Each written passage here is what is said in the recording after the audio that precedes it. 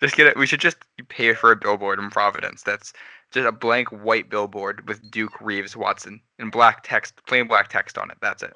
Duke, period. Reeves, period. Watson, period. All right, nice move by Pipkins, taking it right to the rack himself.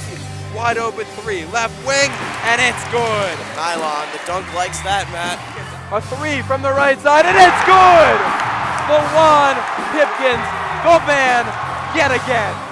Hello and welcome to the Flex. I'm Matt St. Jean. And I'm Joe Howie. And real quick, before we get into some Friar basketball, I'd like to give a shout out to the Hold That Line podcast. That's hold_that_line, hosted by two of my hometown friends, Brian Forty and Nick Delapizzi. Talk a lot about the NFL and college football. A lot of good laughs, a lot of good picks, and even some impromptu cold calls on that podcast. So if you're looking for some laughs and some good football talk, definitely give them a follow. That's hold_that_line on Twitter. And while we're doing shout-outs, got to give a shout-out to Craig Layton and Kevin Farahar over at friarbasketball.com. We got featured in there was a Thanksgiving roundup. So make sure you go over and check out their site. They do fantastic work, and we appreciate the shout-out from them. Hopefully we get featured more often. We get more listeners. You can come listen to our show. But this is The Flex. We're here to talk about the Friars, and we're ready for Game 2. Providence, Maui Invitational heading down to North Carolina, because it's 2020 and that's where we're at. Friars playing the Indiana Hoosiers in Game 1. Both of these teams are 1-0. Obviously, the Friars beat Fairfield, and their opener, Indiana knocked off Tennessee Tech 89-59, so a nice opening win for the Hoosiers right there. Indiana came into this season 8th in the Big Ten in the AP poll, but still 30th overall, 24th nationally in KenPom, whereas the Friars 3rd in the Big East, but still 34th in the AP poll, 48th in KenPom. So you can tell the strength of conference there, at least the projections going into the preseason. You see a difference. Let's get into our starting five, Joe. Our first one, the big matchup in this game between the Big Ten and the Big East, is the big men. Nate Watson against Trayce Jackson-Davis. Down low, Watson named preseason second team All Big East. Trayce Jackson-Davis is a top 30 recruit nationally, named to the Naismith list, the watch list. Trayce Jackson-Davis is a sophomore. Nate Watson, obviously a senior. These guys are going to be going at it all game long. Joe, what do you think of this matchup? Matt, as someone who favors front court matchups, I think you're looking at the old timer versus the young bull here. The old timer being Nate Watson, the young bull being Trayce Jackson-Davis. I'm very excited for this matchup. It's both of these guys played prominent roles in their game one matchups. Jackson-Davis, put up 26 points and 11 rebounds in game one, and Nate Watson put up 23 points and 10 rebounds in game one. So you're looking at two very similar performances here. 6'9", 245 against 6'10", 260. I mean, it's a pretty evenly split matchup in the paint. However, I think the style of play is going to differ a little bit, and this is where you're going to see some separation between the two. Nate Watson's a little more of a traditional post-up, back it down, and go for the quick little hook kind of center, whereas Jackson-Davis has a little more finesse and is a little lighter on his feet. He's a little bit quicker than Watson. You're gonna see him out in transition a little bit more. More of a spin move kind of guy. He'll take you out beyond the paint a little bit, maybe a little bit of mid-range game. It's going to be an interesting matchup. Expect the guards to be feeding the bigs early and often in the paint. I mean, if anyone watched that Providence game, you know that Nate Watson was the hand that got the ball first. I'm expecting him to be double-teamed a little bit, and if Watson does get double-teamed, I'd like to see him dish it out to beyond the arc, to the open guards, or even top of the key. Anywhere that a guard is open, if Nate's being double-teamed, he should be passing the ball. But for Indiana and Trayce Jackson-Davis, they struggled a little bit against the pick and roll in their first game. I mean, you saw Jackson-Davis was struggling to find his man on pick and roll plays. This is something that Providence does fairly well. So if they can get Watson going with the pick and roll, I think they've got the clear advantage there.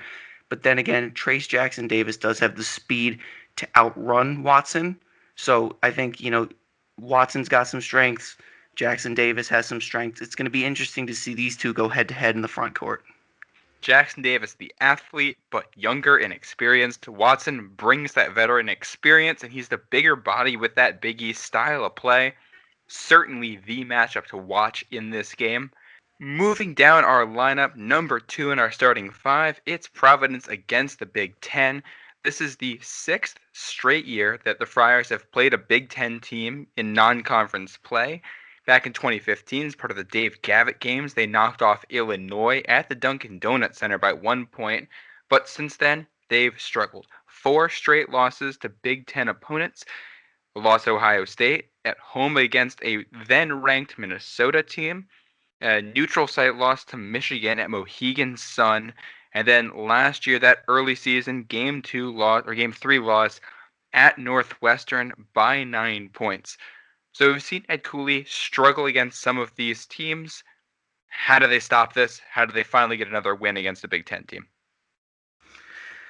Well, Matt, I think first and foremost you have to look here. 2017, you have Nate Watson on the roster. 2018, you have Duke, Reeves, Nichols, Monroe, and Nate Watson on the roster. 2019, you have the same 5 guys I just mentioned. If you want to know how to beat a Big Ten team early on in the season, you have to count on your veterans. These are guys who have played in these games, who have the experience against another power conference team. I mean, with the exception of Northwestern, Minnesota, Michigan, Ohio State, Illinois, those are quality teams. Northwestern was a oops, gotcha, you dropped the ball kind of game, but it's still inexcusable. I think you need to rely specifically Duke, Reeves, Watson. These 3 guys, they've been on the roster, they've been through these types of games. They know how to win big games. They need to make an adjustment and learn how to win these big games earlier in the season. I think the story of any of these previous matchups over the last couple of years is that these Big Ten teams go on runs and Providence does not catch up. And then the whole game you're playing catch up until the very end, and then you lose.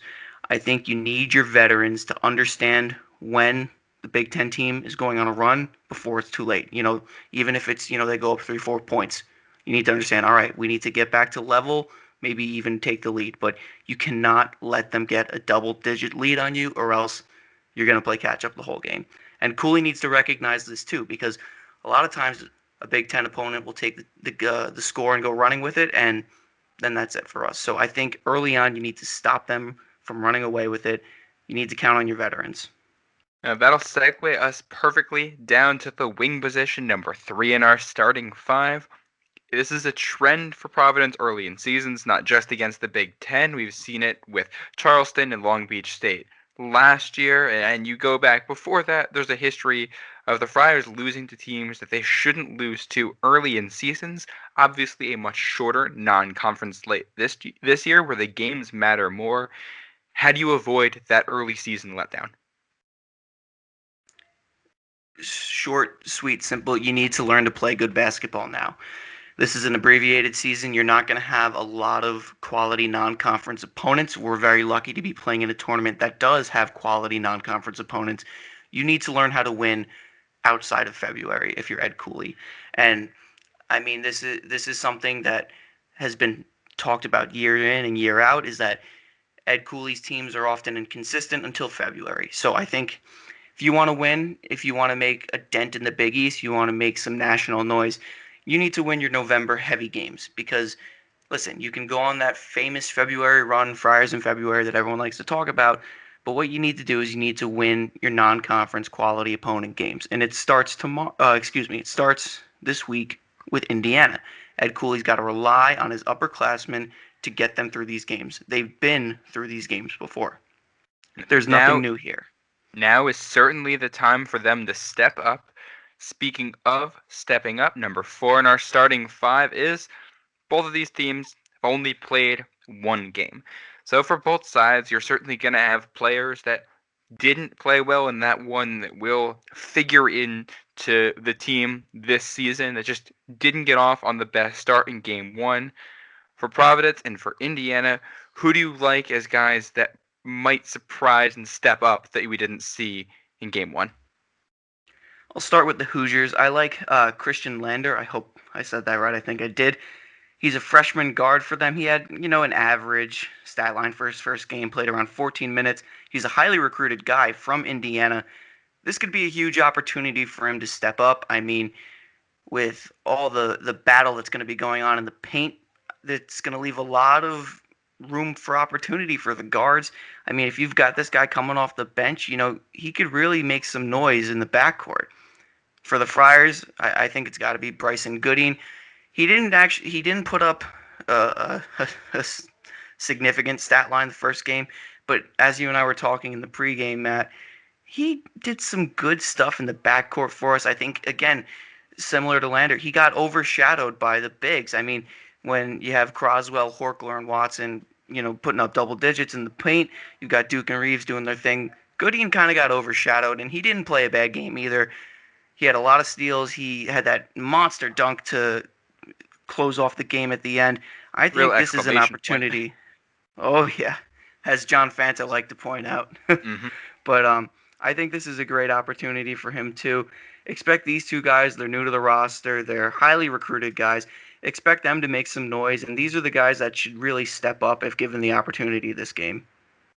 All right, I definitely agree. There's definitely some guys to watch in this one. We'll round out the starting five with the first game against real competition for either team. What are you looking for? Before I even say anything, I'm going to read you a tweet from John Rothstein that actually came out tonight, a couple hours ago. Bye games do not give us a barometer. 40-point wins do not give us a barometer. Quality competition gives us a barometer. I think this is the tweet of the century by John Rothstein because this tweet embodies everything about this game. Providence comes in off of a great win, off of a mid-major conference team, and so does Indiana. Right now, realistically, we know nothing about these two teams except that they can run the score up on a program that does not play the same level of competition night in and night out as these two programs, respectively. I think this is kind of an identity finder early in the season for both teams because, let's be honest here, you play in the Big Ten, you play in the Big East, you're going to play inferior conference opponents, you're going to beat them to a pulp and run the score up. And, that's fun and that's good and all for the first game of the season. But again, this is an abbreviated non-conference schedule. Now is the time. It's like, all right, buckle up. Seniors, veteran players, get ready to go because this is a high-quality opponent with some high stakes here because even if you lose this game, you're going to go right back and you're going to find another high-quality opponent in this tournament. So there's really very minimal room for error for both teams in this tournament. Yeah, there's no shortage of good teams in the Maui Invitational in North Carolina. That'll round out the starting five. We're going to go a little bit faster now, and we're going to go off the bench. My stat to bring you guys, it's really two things, but one thing to watch. It's the foul line for Indiana. Last game, Providence fouled Fairfield 23 times. It's a number that certainly needs to come down for the Friars. But on the flip side, the Hoosiers were not able to capitalize on fouls from Tennessee Tech. 22 shots from the line, the Hoosiers made only 10, shooting at less than 50%. You shoot like that, then you're going to have a real hard time winning. But the flip side of Providence fouls like that against a better team, you're giving them an opportunity to win that they shouldn't have. Joe, what do you have coming off the bench? For me, just short, sweet, the Friars cannot start slow.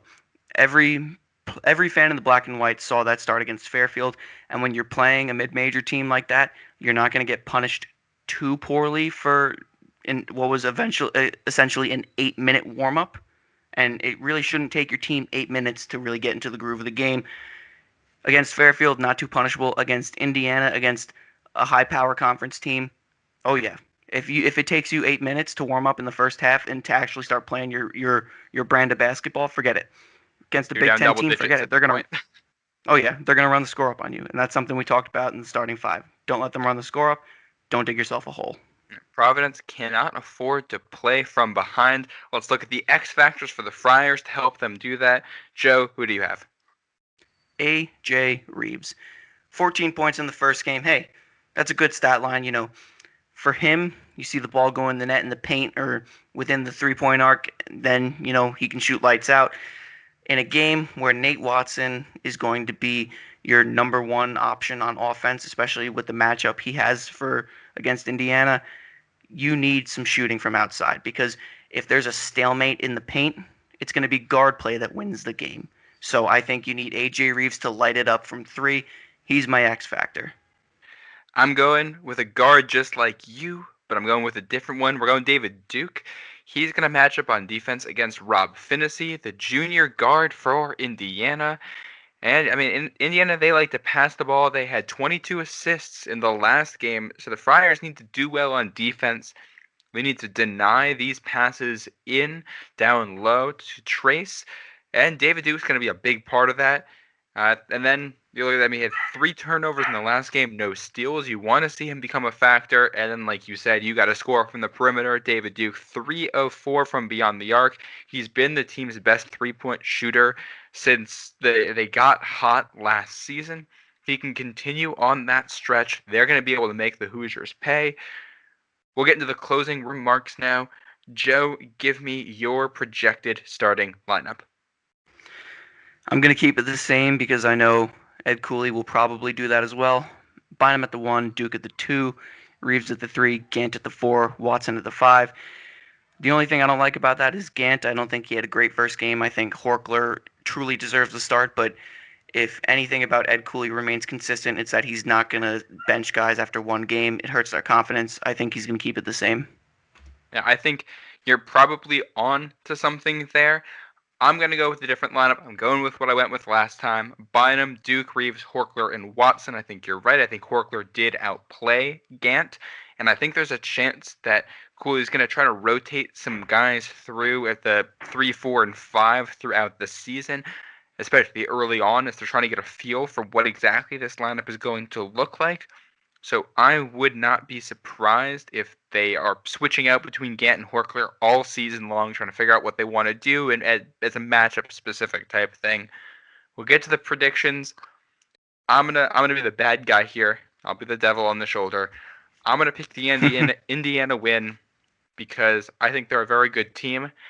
I don't think it's an indictment of the Friars in any way. I've got Indiana 73-67.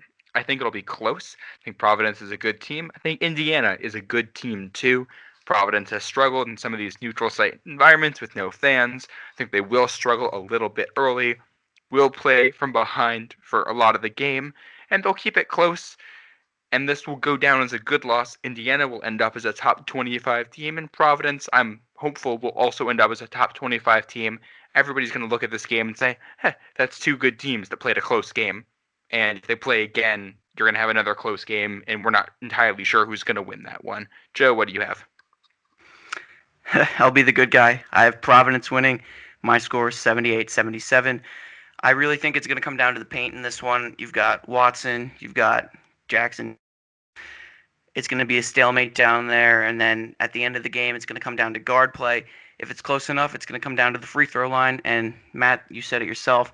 The Hoosiers did not do well from the free throw line last game, shooting under 50%. I don't think that's a huge jump that you make, in one weekend. You go under 50% and then you're perfect from the line. Sure, there will be an improvement, but I think for coming down to the end of the game, it's going to be consistent throughout the first 38 minutes. That final 2 minutes is going to come down to the paint. If not the paint, the guards. If not the guards, the free throws. So I have the Friars winning by 1. All right. Well, you heard it here. Game 2, Providence against Indiana. That one's going to tip off at roughly 2:30 on Monday, November 30th. That's a rough tip-off time because there is a game before it. This is down in Nashville for the Maui Invitational. The Friars will play either the winner or the loser of the Texas versus Evansville game. And that will be on Tuesday, either the early afternoon or the late slot. So you'll be hearing from us after the Indiana game. And depending on when we record that, we may or may not know who the Friars are going to be playing. But Friars will have games Monday, Tuesday, Wednesday. Make sure to stay with us for all the coverage throughout the week. For Joe Howie, I'm Matt St. Jean. This has been The Flex. Thanks for listening. Go Friars.